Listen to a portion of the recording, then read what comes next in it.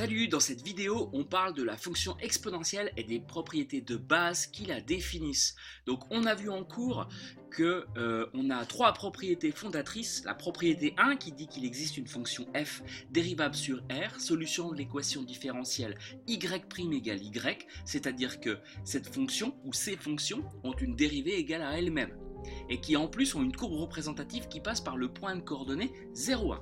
Autrement dit, f de 0 égale 1. Donc la propriété numéro 1, c'est une propriété d'existence. On vous dit qu'il en existe des fonctions comme ça. Cette propriété, elle est admise en terminale, c'est-à-dire qu'on ne la prouvera pas. En revanche, les propriétés 2 et 3 sont à démontrer et exigibles au baccalauréat.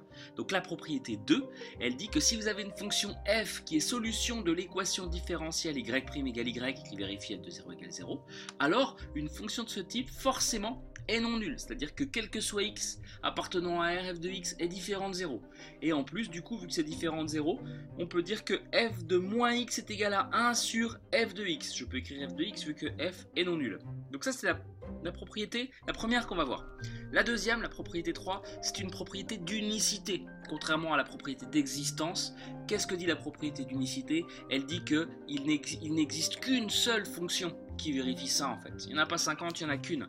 Une fonction dérivable sur R, solution de l'équation différentielle précédente et qui vérifie f de 0 égale 1. Et bien du coup, vu qu'elle est unique, on lui donne un nom, fonction exponentielle, et une écriture. Plutôt que d'écrire f de x, on écrit exponentielle x, exp, parenthèse x. Voilà pour la petite histoire. Autrement, ces deux démonstrations, je les mets en commun parce qu'elles ont un ressort identique qui permet d'aboutir à ce qu'on veut. À un moment donné, on va avoir à s'intéresser à une fonction et on va prouver qu'elle est constante. Comment prouver qu'une fonction f est constante en mathématiques? Eh bien, on s'intéresse à sa dérivée. Et on va montrer que la dérivée de cette fonction, elle est nulle en tout point. Dérivée nulle, ça veut dire fonction f de x égale à un nombre, toujours. Donc c'est ce qui va nous occuper pendant ces deux démonstrations. On commence par la propriété 2. Et la propriété 2, eh bien, on va partir d'une fonction un peu artificielle. C'est sûrement elle qu'il va falloir retenir en fait. Bon, elle ne sort pas de nulle part, hein. Elle a un lien avec ça, mais en tout cas, c'est elle qui va nous permettre de commencer. Donc voilà, cette fonction phi, elle est définie sur R par phi de x égale f de x multiplié par f de moins x. Il y a évidemment un lien avec ça. Et donc cette fonction, on va montrer qu'elle est dérivable et on va même la dériver. Phi est dérivable sur R parce que c'est tout simplement un produit de deux fonctions dérivables. Vu que f elle-même est dérivable, c'est écrit ici.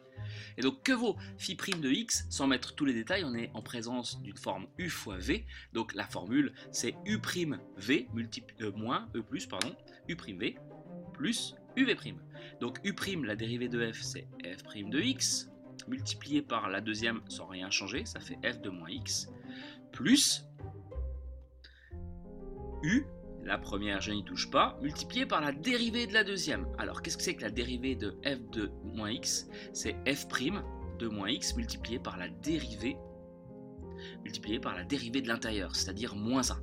Donc j'aurais pu enlever ça et mettre un moins, je vais le mettre devant pour l'instant, comme ça, et tout réécrire. Ça fait donc f' de x fois f' fois f de moins x, moins f de x multiplié par f' de moins x. Sauf que, qu'est-ce que c'est que ma fonction f? C'est la fonction qui vérifie y' égale y. Donc dès qu'on a un f' de x, c'est pareil que f de x. Donc c'est f' de x que vous voyez là, on peut le remplacer par f de x. On se retrouve avec f de x fois f de moins x, moins f de x fois, pareil, hein, f' de moins x, c'est f de x. C'est f de moins x. On peut remplacer f' par f. C'est les mêmes quantités, donc en fait on se retrouve avec une fonction nulle. La dérivée est nulle. Donc qu'est-ce que ça veut dire sur la fonction phi? Ça veut dire que phi est constante. Et qu'est-ce que ça implique que phi est constante? Ça implique qu'il existe un réel cas, tel que phi de x est égal à k tout le temps. Sauf que on va s'intéresser à une valeur spéciale, phi de 0, justement, puisqu'on a quelque chose sur f de 0. Qu'est-ce que ça vaut phi de 0? Et bien ça fait f de 0 multiplié par f de moins 0, c'est-à-dire f de 0 fois f de 0, quoi. Ou encore f de 0 au carré. Et qu'est-ce que vaut f de 0? F de 0 c'est 1, donc en fait phi de 0 ça fait 1. Et donc si en un point déjà elle vaut 1, en tous les autres elle vaut 1 aussi. Conclusion, quel que soit x appartenant à R, phi de x ça vaut 1 tout le temps. Le cas en question, c'est 1. Et au passage, qu'est-ce que c'est que phi de x? Phi de x, je vous rappelle que c'est f de x multiplié par f de moins x qui vaut 1. Conclusion, déjà si phi de x est toujours égal à 1, ça veut dire que f ne peut pas être égal à 0, hein, jamais, parce que si f était égal à 0, là aussi ça ferait 0, et donc phi de x serait égal à 0. Donc déjà ça implique que, quel que soit x, f de x n'est pas nul.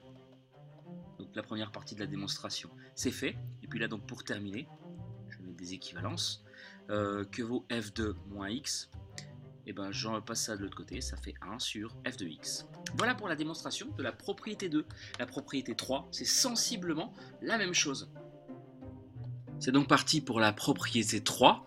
Alors, je vais vous laisser vous pencher sur la question, mettre tout ça sur pause. Avant, quand même, je vous explique le principe. On va montrer encore une fois, on va dériver une fonction, montrer que la dérivée est nulle, pour ensuite prouver que la fonction elle-même est constante. Pour ça, en fait, pour prouver l'unicité, il faut aussi qu'on vous explique quelque chose. C'est qu'en maths, on part d'un principe pour montrer que quelque chose est unique. C'est qu'on part du principe qu'il y en a deux. Et en partant de là, on montre que ces deux choses, en fait, sont les mêmes. Le principe, c'est ça. Donc, on va partir sur une deuxième fonction, pourquoi pas g, puisque là, on part sur une première fonction f.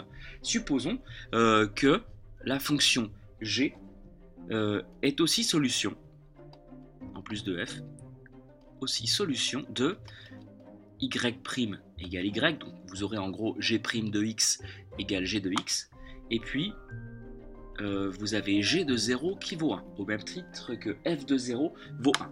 Et donc là on va poser une fonction comme la fonction phi de tout à l'heure. Je pourrais réutiliser phi, pourquoi pas. Posons, ou plus simplement peut-être h de x, fgh. Donc f de x, on va dire que par définition c'est g de x divisé par f de x. Donc vous allez mettre tout ça sur pause et montrer que la fonction h en fait elle est constante. On va montrer qu'elle est constante, qu'elle est même égale à 1.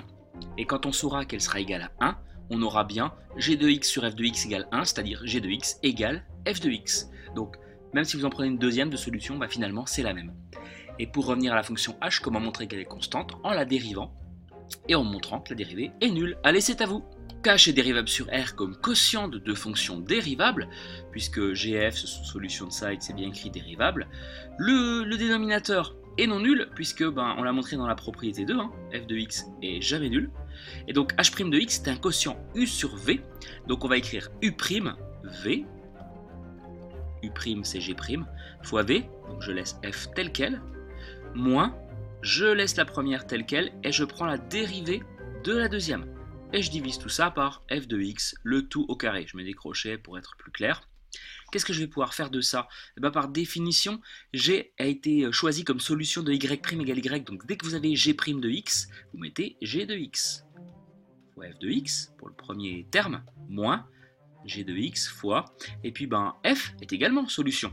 Donc à la place de f' de x, je vais mettre f de x sur un dénominateur qui est assez peu important. Et donc au numérateur, vous avez la même quantité qui est soustraite, donc 0. Conclusion, h' de x est égal à 0 pour tout x, évidemment. Donc, conclusion, h est constante. C'est-à-dire qu'en fait, il existe, idest, c'est-à-dire, il existe un réel cas, par exemple, tel que, pour tout x, appartenant à R, c'est pas G, c'est H, H de X est égal à K. Mais que vaut-il ce réel K? Est-ce que c'est 0, 1, 2, 3, 12?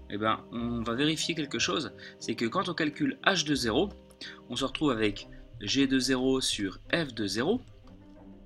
Et puis par définition encore, G de 0 c'est 1 et F de 0 aussi. Donc en fait, H de 0 vaut 1. On a trouvé une valeur de h, et on sait que cette valeur, en fait, c'est la seule, h de x sera toujours égal à un nombre, donc le cas en question, c'est 1, ou pour faire court, h de x, c'est toujours égal à 1 pour tout x réel.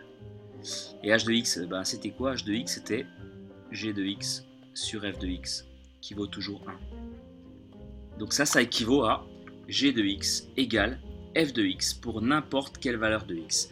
Donc votre fonction f, elle est unique, ou alors votre fonction g. Si vous en prenez une deuxième, en fait, c'est la même. Voilà, à bientôt pour une prochaine vidéo.